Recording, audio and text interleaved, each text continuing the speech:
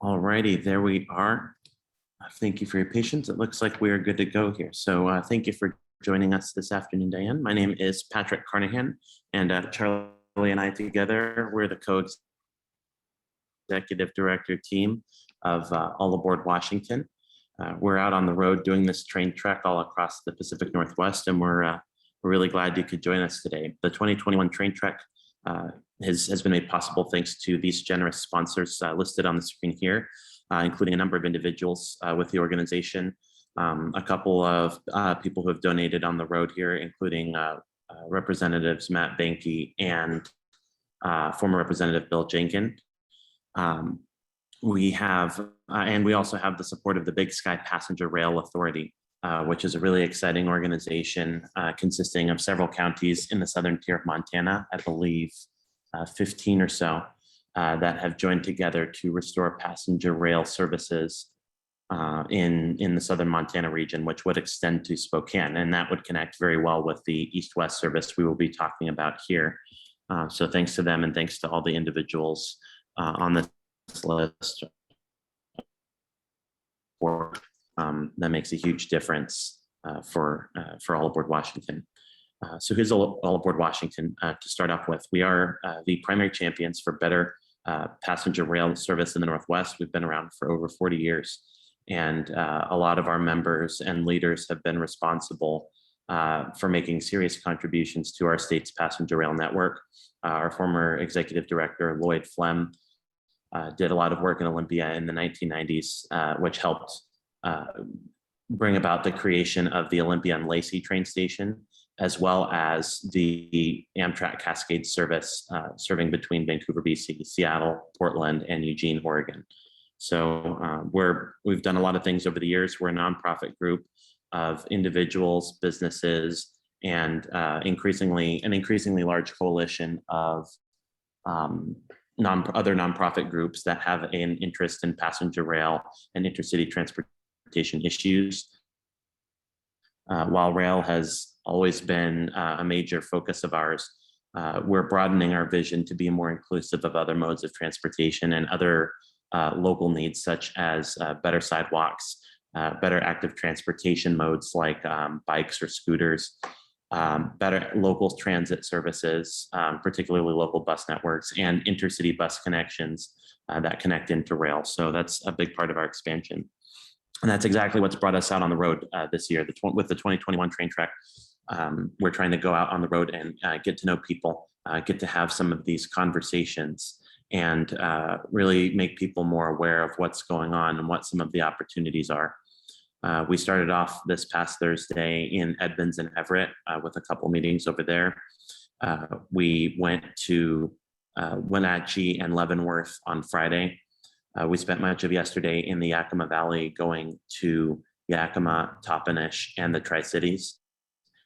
And earlier today, we were in Walla Walla, and now we are in Lewiston to talk about how Lewiston and Clarkston can benefit, in particular, from better bus connections that would work with the East-West Passenger Rail project that we're working on, which would mainly serve Seattle to Spokane via the Yakima Valley, but would connect in well with an existing bus service that should and can pretty easily be extended to Lewiston to create a true East-West grid across the entire region.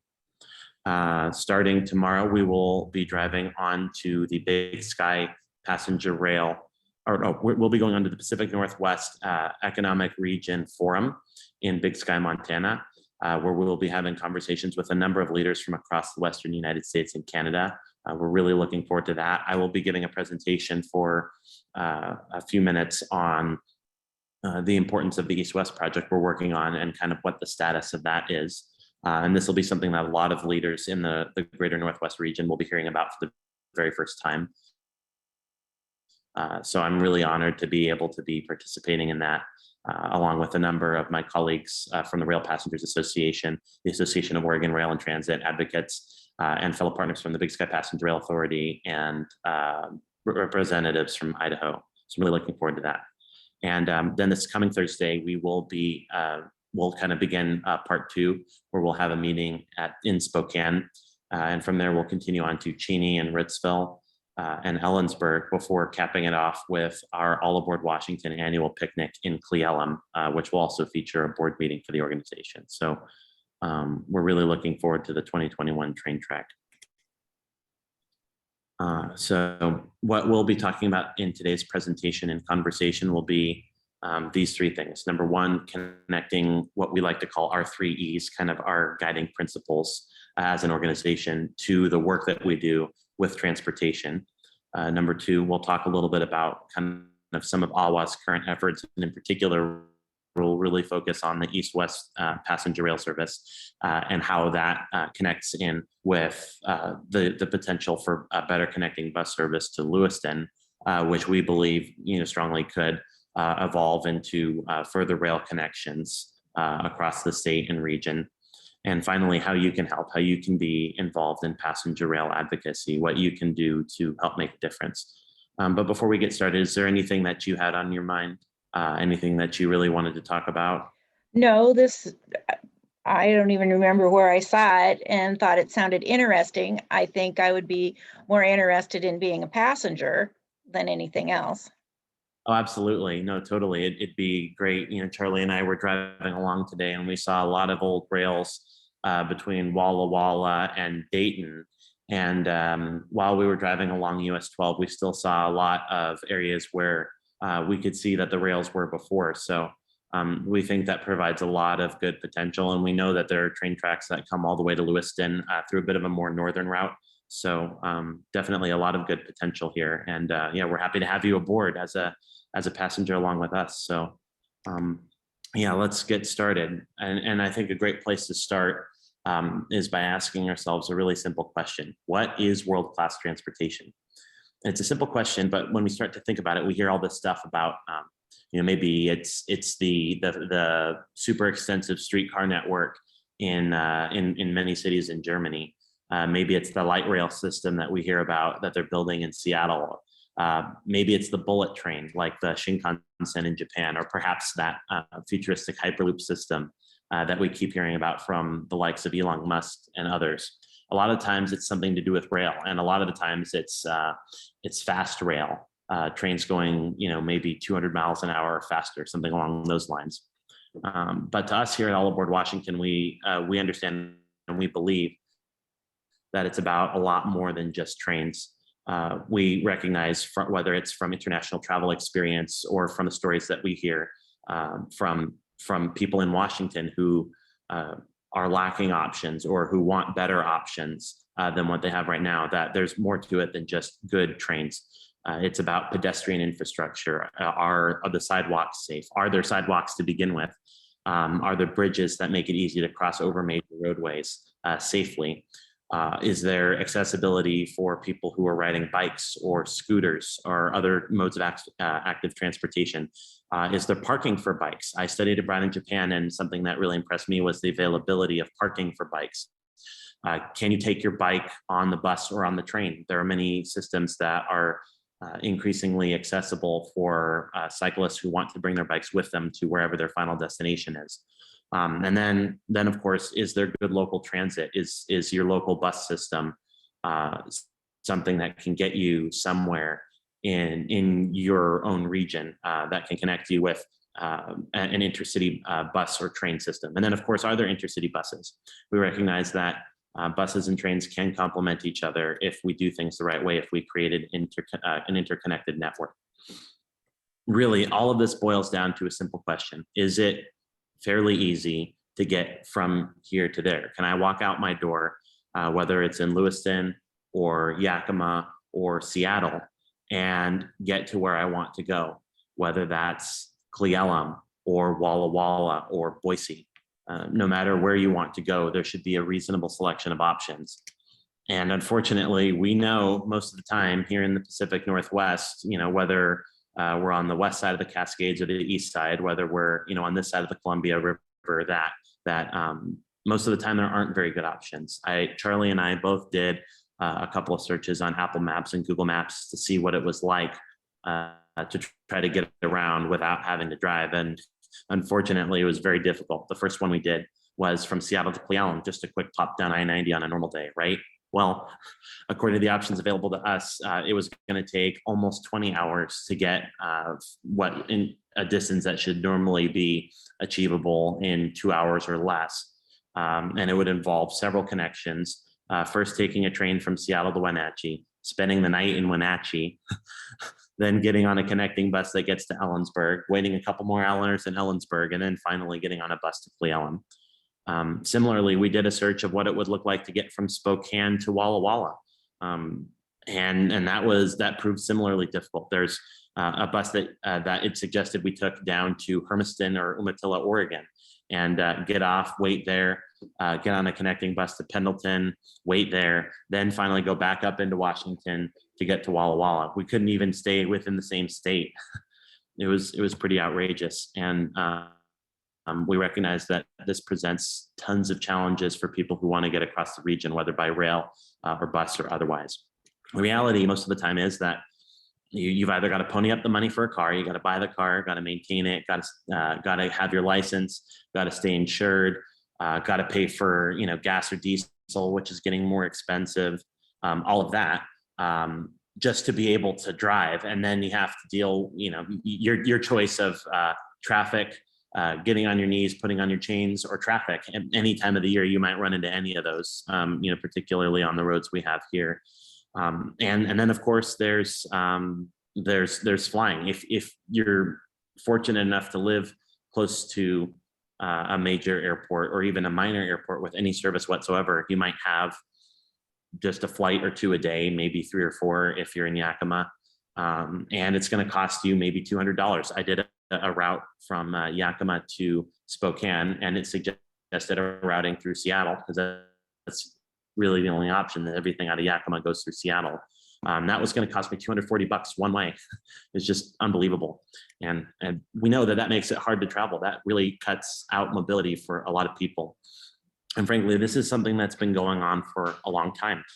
We know that east-west train service to several regions across several places across the Northwest has been cut. Train service to Lewiston went away a long time ago. Train service to Walla Walla went away a long time ago. East-west passenger train service via Stampede Pass was discontinued in 1981. And the service which served that was rerouted across Stevens Pass, putting tons of communities across the region a lot further away from service. We know that Greyhound bus service has declined across the Northwest. The Bolt bus brand, which was owned by Greyhound, went out of business, and Greyhound has steadily cut service on all of its routes. Some places in Washington have charter bus service to SeaTac Airport, and unfortunately nothing goes this far east. And if you're able to get to it, that's really expensive. Of course, flying out of a lot of the smaller local and regional airports is very expensive. And then there's the fun of getting behind the wheel and dealing with all the problems that entails, no matter where you're going. And unfortunately, the pandemic made things a lot worse. During the pandemic, Amtrak service was cut across the country, and particularly here in the Pacific Northwest. The Empire Builder trains, which serve central and eastern Washington and Sandpoint, Idaho, all had their service cut to 3 days a week. The Coast Starlight, which goes between Seattle and Los Angeles, was cut to 3 days a week. And the Amtrak Cascade service, which normally offered several trips a day, was cut down to a single trip a day between Seattle and Eugene, Oregon. And the trains north of Seattle were cut completely. So that really cut off a lot of people from any sort of service, even though many people had to continue traveling during the pandemic, whether for family reasons or whatever it might be. Amtrak's own data suggested that the long distance routes held up the best during the pandemic, this despite the fact that they were all cut down to less than once a day service in each direction. Thankfully, a lot of that is being restored. The Empire Builder and Coast Starlight were all brought back to daily service earlier this year, I believe at the end of May.